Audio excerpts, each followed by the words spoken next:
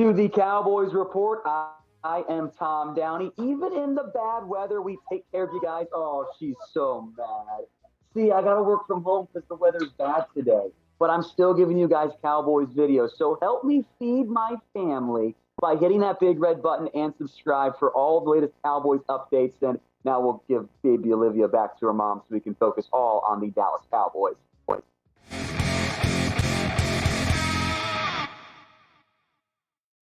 You're watching the Dallas Cowboys Report. I am Tom Downey. Let's break down some rumors out there around America's team. We're going to begin with JuJu Smith-Schuster. This whole thing kick-started by, well, JuJu's own comments. He was at the Star filming a commercial for 7-Eleven with Dak and a few others there, and he mentioned he wouldn't hate playing with the Dallas Cowboys. Now, JuJu, of course, free agent, coming off the injury this past year. We'll break down what the contract could look like here in a second. But here's what JuJu had to say. Quote, he's a great quarterback, referring to Dak Prescott, of course. Catching balls from him in a facility like this, I wouldn't mind it. The Steelers are still working on trying to get out of the wooden locker rooms, and that makes it interesting as it relates to JuJu Smith-Schuster and the Dallas Cowboys. And JuJu figured out the number one thing about being a free agent. Link yourself to Dallas, whether real or not. It might just help you get a little bit more money on the open market. Now, JuJu's last 4 years have been, he's missed time, 2021, 2019, had that baller year in 2018. I mean, how much would we love a 1,400-yard receiver, right?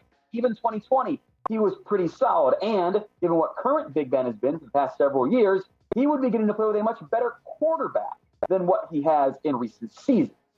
The potential idea of adding JuJu is heavily based upon what the Cowboys do at receiver. If Amari Cooper's back with a restructured contract, are you going to spend biggish money on another receiver when you have big-time free agents in Michael Gallup and Cedric Wilson and Malik Turner and Noah Brown?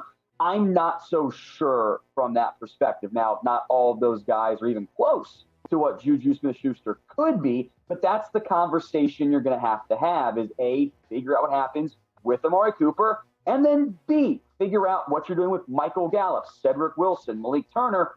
Wilson played pretty darn well this year. If he's cheaper than JuJu, maybe you just bring him back, since I think you would want both guys operating for the most part out of the slot.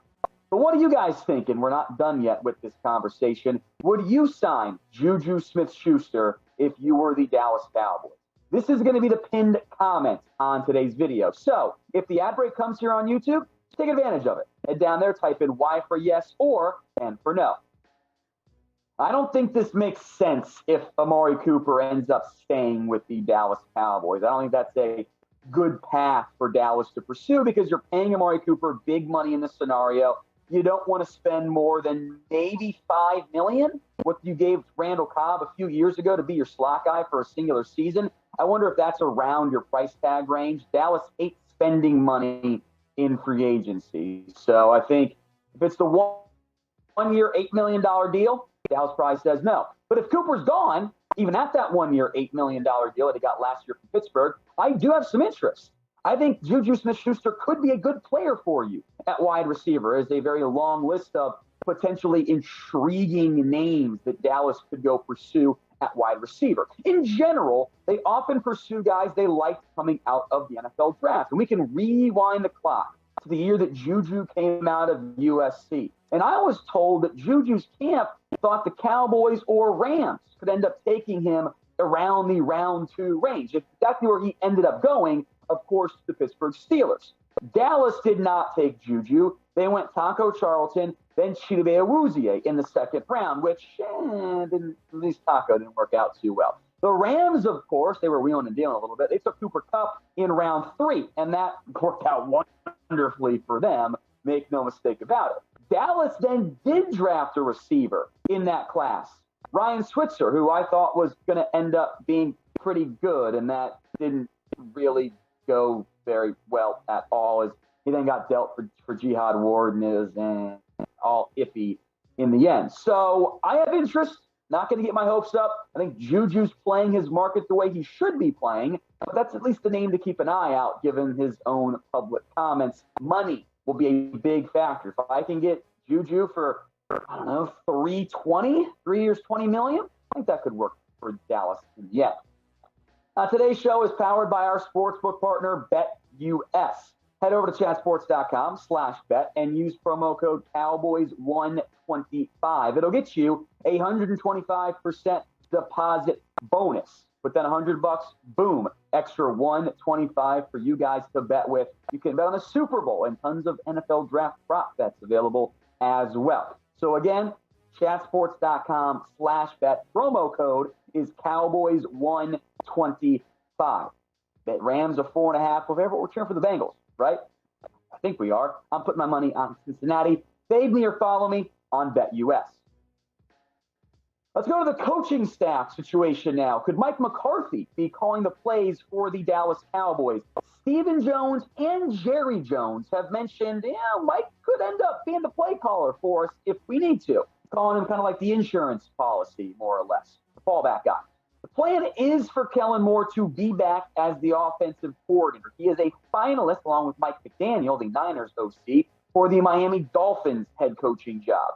McCarthy hasn't really shown all that much interest in calling plays, but this is what Stephen Jones had to say. Quote, "We certainly want to keep Moore, but the great news is that Mike is an offensive football coach. He called plays for Super Bowl teams and championship teams. So it gives us a little more safety net, if you will." And Jerry also mentioned the phrase safety net. So clearly there's some agreement and communication in terms of the game plan there for the Cowboys play callers and offense if they don't retain Kellen Moore. At minimum, McCarthy must at least help Kellen Moore this year. Get it? More, M-O-O-R and M-O-R. Haha. Dad jokes, I'm a loser. You got to have more impact there. McCarthy is an offensive mind, and the offense didn't get its job done. And clearly Kellen was a young offensive coach who was struggling, trying to figure out what was going on and fixing things for that staff. And it didn't happen. McCarthy shares some, if not more than some, of the blame for that. So what is your confidence level in the Cowboys staff? Scale it for me 1 to 10. 1 being you've got, no real confidence in the staff. You want to fire everybody. 10 being you feel great. Head to the comment section and let me know. Let's go to Randy Gregory now, as Jerry, revealed he has spoken with Gregory at the Senior Bowl. Now, Gregory is, of course, set to be a free agent. He spoke with Gregory's agent at the Senior Bowl. My bad there. The Cowboys do want to retain Randy Gregory. They've made that kind of clear in the past. So I am curious to see what the market ends up looking like for Randy. First, the comment from Jerry Jones, which I find so intriguing. Quote, "Knowing our time together and some of the pluses and some of the times we had to work through some not so fun things, that will serve us well." That is indicative to me of Jerry thinking he's got a good working relationship with Randy Gregory and that staff and that agent. And that means at minimum, I think Randy would come back to Dallas and say, "Hey, this is the offer that I have.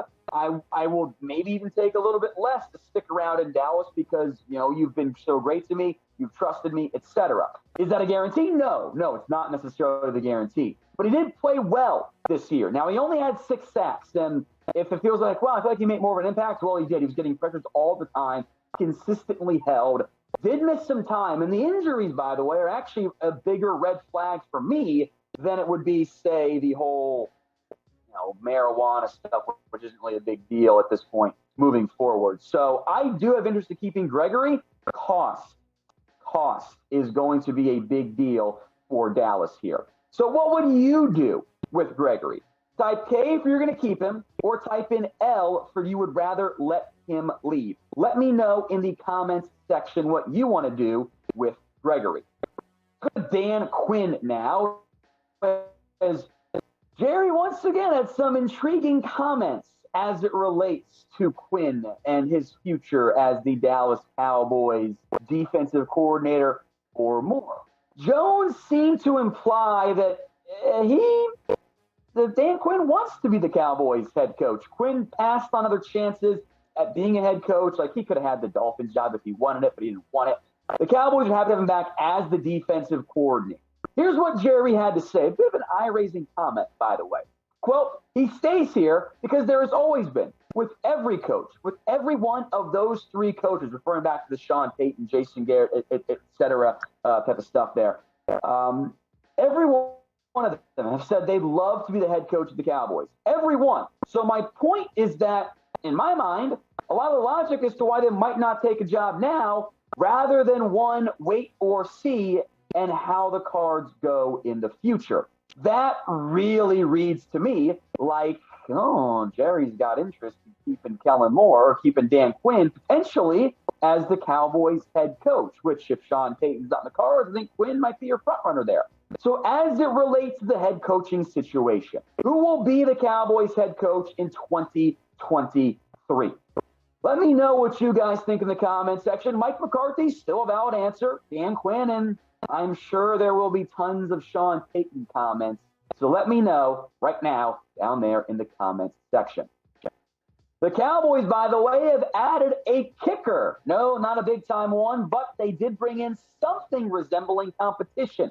Chris, it's pronounced Nagar, by the way. Chris Nagar, who played some at Texas, then SMU, played for the Jets and Browns very briefly, didn't do much of anything, made a field goal, missed an extra point, was 1 of 2 there. He signed on what was likely a futures deal. This has not been officially announced in either the NFL transaction wire or by the Dallas Cowboys, but his agent did send it out.